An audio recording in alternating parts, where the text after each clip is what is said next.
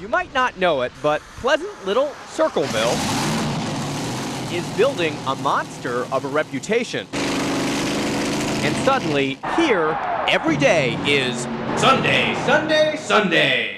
I actually build monster trucks for a living. In the high-octane, supercharged world of monster trucks, Circleville's Dan Patrick is becoming a big wheel. Out of this garage, he's become the preeminent maker of the monster truck. I would definitely be the world's largest manufacturer of monster trucks. This year we'll reach our 70th truck. My next closest competitor has maybe built 7. Known on the circuit as Samson, even if you're not a monster fan, you still might know Dan's dirty work, like Grave Digger. Some of the trucks that I've built, which of course is Grave Digger that I'm sitting on, and we have built Medusa, Spider-Man, Monster Mutt. I mean, it goes on and on. There's no school that teaches you how to build these. Dan has no engineering degree. He's self-taught. He began as a competitor and then started tooling around with designs. Now, building has become a science. Each 10,000-pound truck takes at least 3 months to create. A throwdown, super tricked-out model sells for $175,000, and business is in overdrive. In the next 5 years, I'm going to say my business is probably going to pick up 50–60% out of the country. Talk about being a power broker. I'm sitting on 1,500 horsepower. This monster truck will do 0 to 60 in 2.5 seconds, though it's not great on fuel economy. At full throttle, the trucks burn a gallon a second. And to make it in this business, you have to be fueled by passion.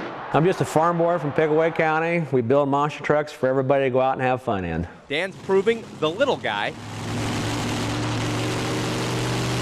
can make big noise. In Circleville, for Columbus's News Center, I'm Jim Altman. Pete Spence saw something odd this morning behind the building where he works.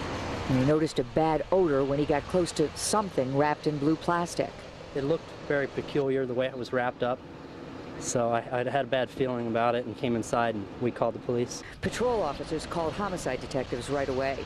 When the officers got here, they also noticed the smell, rolled the tarp over, and inside is a body of what appears to be a female. The position she is in right now, she's face down, so we can't really see her face. But I would say she's been dead for several days. We can tell she has brown hair, what appears to be brown hair. There does appear to be blood present. Police have moved the body to the morgue.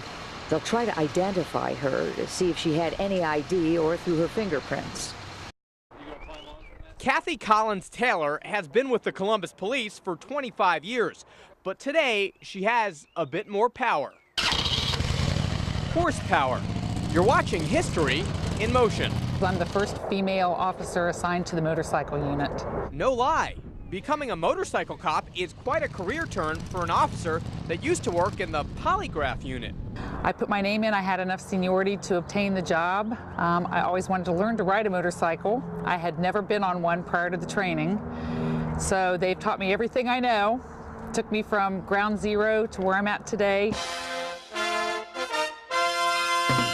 Months of grueling training with a 900-pound Harley.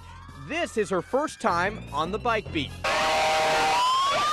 And getting this seat isn't easy. There probably is going to be some naysayers that say, we passed her. Well, I will tell them that hasn't happened. And she is going to be riding beside me at 10 miles an hour, 70 miles an hour, and I'm not going to put somebody on one that can't do the job. This is probably one of the toughest jobs that you'll ever have to do. This is probably the toughest training on the entire police department as far as I'm concerned. CPD's motorcycle unit has been around since 1900, but it has taken 104 years for a woman to make the team.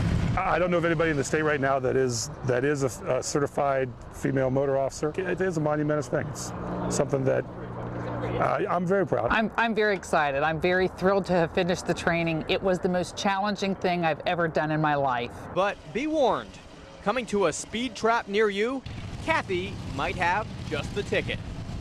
For Columbus's News Center, I'm Jim Altman. From a distance, it looks like any other cemetery. But check the names. Duke, Blackie, Snowflake. No, these aren't people resting in peace. They're pets. People bury people because they have to. People bury pets because they want to. And burying and memorializing pets is an underground business that's on the rise. In today's society, many times the pet is a member of the family. I don't even refer to it as pet. And so when it's a member of your family, you want to make sure you remember that family member. I've been told by some families that actually that the loss of a pet can even be greater to them than the loss of some human family members, believe it or not. Tom Nicastro owns Pet Heaven in Reynoldsburg. It might surprise you that here they offer the same services as human funerals, and some spend thousands putting their pet to rest. We have caskets, we have containers, we have markers for graves. Some families want their pets embalmed. We also can do that. We have a casket display and viewing room. Animal rescuer George Castor has buried 9 cats here over the past 20 years. Well, I feel that pets are a member of the family.